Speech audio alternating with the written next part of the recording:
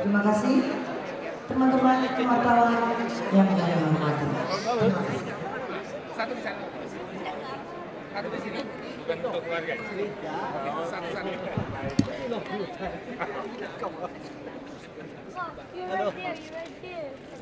Terima kasih kepada rekan-rekan wartawan. Acara akan segera kami mulai.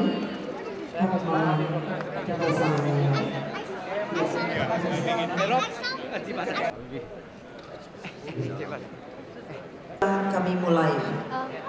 Kami mohon perhatian. Bapak Muladi. Hormat keluarga besar Habibie dan keluarga besar Besari, sekeluarga atas diberikannya kepercayaan kepada THC. Dan hal yang menarik dari buku ini adalah diterapkannya pendekatan Bapak B.J. Habibie dalam mengambil keputusan-keputusan pelik dalam menghadapi krisis, antara lain dengan pendekatan aproksimasi, redundansi, relaksasi yang bersumber dari ilmu pengetahuan eksakta yang pada kenyataannya, pertumbuhan ekonomi tinggi tersebut tidak dukung fondasi ekonomi yang memadai. Maka pada pertengahan tahun 1997, timbul krisis ekonomi di Indonesia. 1997 menjadi Rp11.050 per dolar Amerika pada akhir Januari. Persediaan barang pun menjadi terhambat. Rakyat menengah bawah adalah kelompok yang paling merasakan krisis. Harga-harga kebutuhan pokok melambung tinggi, sementara itu mengundurkan diri. Rangkaian unjuk rasa mencapai puncaknya pada tanggal 12 Mei 1998. Unjuk rasa di Universitas Trisakti berakhir dengan bentrokan berdarah. 4 orang mahasiswa tewas akibat hingga 15 Mei 1998.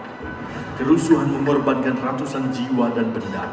Aksi kekerasan massa, pengerusakan, pembakaran. 1998, Presiden Soeharto mengumumkan pengunduran dirinya. Sesuai dengan pasal 8 Undang-Undang Dasar 45, maka Wakil Presiden Republik Indonesia, Profesor Dr. Insinyur B.J. Habibie, yang akan melanjutkan sisa waktu jabatan Presiden Mandataris MPR 1998-2003. Baharudin Yusuf Habibie pada hari yang sama dilantik sebagai presiden.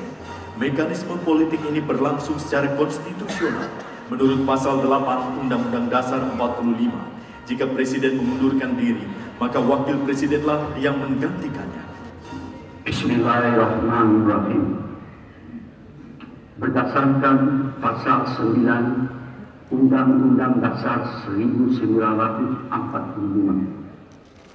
sebelum memangku jabatan presiden, saya akan melaksanakan kewajiban konstitusional saya, ialah mengucapkan sumpah sesuai dengan agama yang saya anut sebagai. Sehari setelah dilantik, Presiden B bermuncul. Ini berarti semakin banyak pilihan bagi rakyat untuk menyalurkan aspirasi mereka. Begitu pula B.J. Habibie dengan tegas mengesahkan hasil pemilu 1999 yang demokratis ketika Komisi Pemilihan Umum menghadapi deadlock. Sementara itu, undang-undang yang baru tentang kebebasan pers juga disahkan. Ini mendorong kemunculan ratusan media cetak dan belasan televisi swasta.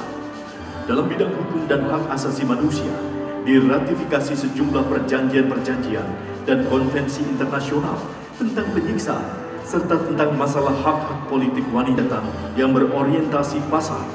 Kemandirian Bank Indonesia sebagai bank sentral juga ditegakkan. Hasil yang dicapai antara lain dalam waktu 17 bulan mampu menghentikan penurunan nilai rupiah terhadap dolar Amerika dari Rp15.000 menjadi Rp7.000 pada akhir tahun 1998.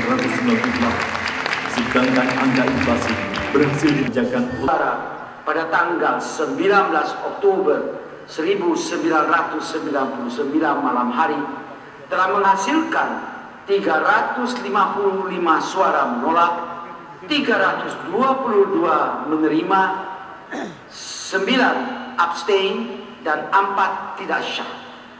Dari hasil pemungutan suara tersebut jelas wakil-wakil rakyat berkesimpulan bahwa Baharudin Yusuf Habibie tidak mampu melaksanakan tugas yang diberikan padanya.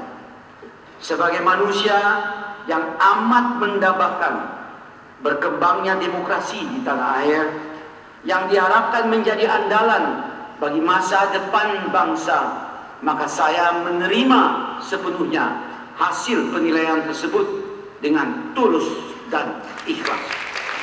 Sehubungan dengan itu, bersama ini saya menyatakan bahwa saya tidak menyanggupi menerima pencalonan saya, Baharudin Yusuf Habibie, sebagai Presiden masa bakti 1999 sampai 2004. Saya mengharapkan agar seluruh bangsa Indonesia memberikan dukungan sepenuhnya kepada Presiden dan Wakil Presiden terpilih yang akan mengantarkan bangsa secara terencana, aman dan damai memasuki abad pertama milenium ketiga yang penuh tantangan nasional, regional maupun global menuju Indonesia baru yang kita cita-citakan bersama. Ketika Abdurrahman Wahid disumpah sebagai presiden pada periode berikutnya, Abdurrahman Wahid dan dengan tulus mengucapkan selamat kepada Abdurrahman Wahid sebagai Presiden Republik Indonesia yang keempat. Bagi B.J. Habibie, menjadi presiden adalah bukan segalanya. Menjadikan diri untuk bangsanya melalui wahana perjuangan yang lain.